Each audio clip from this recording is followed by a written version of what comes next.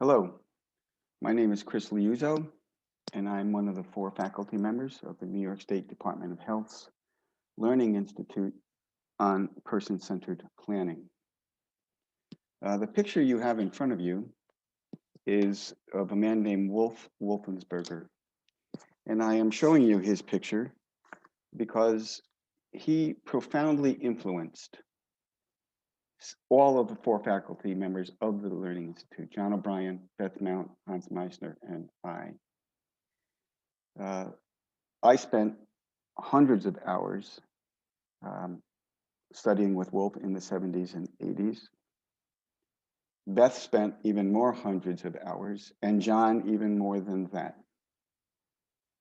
And his work so profoundly influenced the faculty of this Learning Institute that we thought it important to bring to you a little tidbit of his work and sort of whet your appetite for learning more about him and the work that he brought to us. Now, it is not at all a stretch to contend that John O'Brien and Beth Mount, 2 of the faculty here, as well as Connie Lyle O'Brien, invented person-centered planning, invented the concept back very early 1980s. Now, there might be others who contend that there were other people who created person-centered planning, and that might be arguable, but it is very arguable that those 3 people, Connie Lyle O'Brien, John O'Brien, and Beth Mount, were the creators of person-centered planning. And they, in turn, were profoundly influenced by Wolfensberger. And they will tell you to this day that all of the work they have done over the last 45 years or so of their work, or more than that even, has been deeply informed by Wolfensberger. And they bring it to the table today, although not with the same language that Wolf used, but it's there. So we think it's important for you as members of this Learning Institute to hear a little bit about Wolf about the concepts that he brought to us. I'm going to bear with me here and play a couple of little short video clips for you.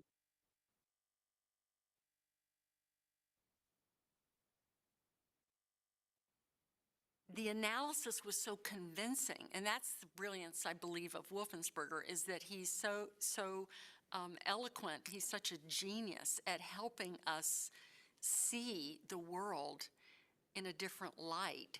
So if you're really willing to go there, you can't go back. You have to change what you're doing.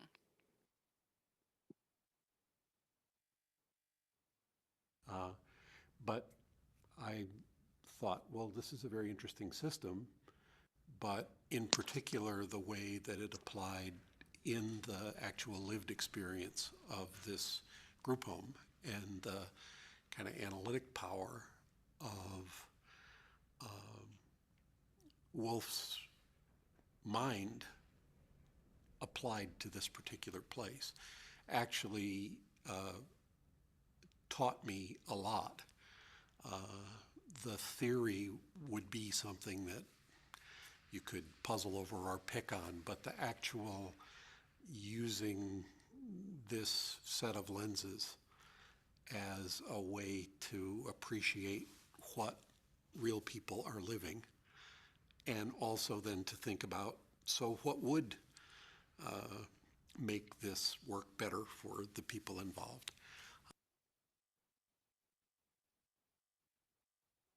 So those are just 2 very brief clips from John and Beth about the influence that Wolf had on them. So what did Wolf do? In 1972, Wolf published this book called Normalization. He learned about the normalization principle from 3 of his contemporaries in Scandinavia and brought it to North America, Canada, and the United States, and published this book in 1972. The impact of this book on our field and other fields of human services cannot be overstated, even though it's quite possible you have never heard of it. But its impact was enormous. Now, we don't have time here to go into the principle of normalization in depth. A full normalization, or today social role valorization workshop, is 4 days long, 4 full days. So we're not going to go into it now. in any depth, but here's a simple definition of normalization. Normalization principle means to make available to all people with disabilities patterns of life and conditions of everyday living, which are as close as possible to the regular circumstances and ways of life or society. But basically, it says typical patterns of life is what all people with disabilities should be able to enjoy. To have a home, to have a place to go for work and for contribution, to have relationships. And it's important to remember that this came out of the time of the deinstitutionalization movement, which was, and institutions were anything but typical. You didn't leave home, you stayed in the institution. You lived with thousands of people. You didn't go to work. So your bedtimes and wake times were all abnormal. There was nothing typical about one's lifestyle. So the normalization principle said, bring to people with disabilities typical patterns, conditions, rhythms of life. In 1983, Wolf reconceptualized, or added to, I should say, the normalization principle with something he called social role valorization. And what was important to Wolf is what became more important to his understanding was that in order to bring people the good life and to help them live those typical patterns that we all live, that the way to do that is to support people to play valued social roles. That was the most crucial element of our work. That the more we help people to play valued social roles, the more likely that they will A, attain the good life, and B, be protected from harm. I remember him saying, laws are good, regulations are good, training is good, but they don't go far enough to protect people. What will protect people is supporting them to play valued social roles. And you all know what those valued social roles are. If you're listening to this, then you know that you're playing a couple of valued roles right now. You're probably an employee of an organization. So you're a worker, an employee. And because you're listening to this, it sort of makes you a student. So students and employees, they're valued roles. We play valued roles at home and in our neighborhoods. We're parents and siblings and neighbors. You know, we have friendships, right? We go to work, we're employees, we make contributions, we're learners, we go to school, or we engage in other forms of being learners. Maybe we're part of religious congregations and find our contribution there. Or we are members of community associations and we do volunteer work, or we're firefighters, or we're athletes and runners and weightlifters, or artists and writers. You all know that these are ways of contributing to the world, and we play these valued roles. And we also know that there are devalued roles in society. I remember some years ago, I was in Rome, Italy, and was pickpocketed on a bus. And later during that vacation, I realized there are people who get up every single day. That's their job, right? They go out to be thieves. Now, being a thief, that's the role somebody gets up to play every day. But most cultures would say that's a devalued role. So we have valued roles in all cultures, and we have devalued roles in all cultures. And Wolf went on to explain the various devalued roles that people with disabilities are typically cast into against their will. Again, there's no time here to go into all of those devalued roles, but the work in front of us, Wolf said, is that to recognize that people are playing devalued roles, they're cast into them against their will, and it is our job to help them move out of those devalued roles and into more valued roles. Now, social role valorization has 10 themes. I'm only going to discuss the first of 10, which is unconsciousness. Now, person-centered planning is a form of social change and social innovation. And all social change throughout the centuries, all social innovation has required some form of consciousness raising.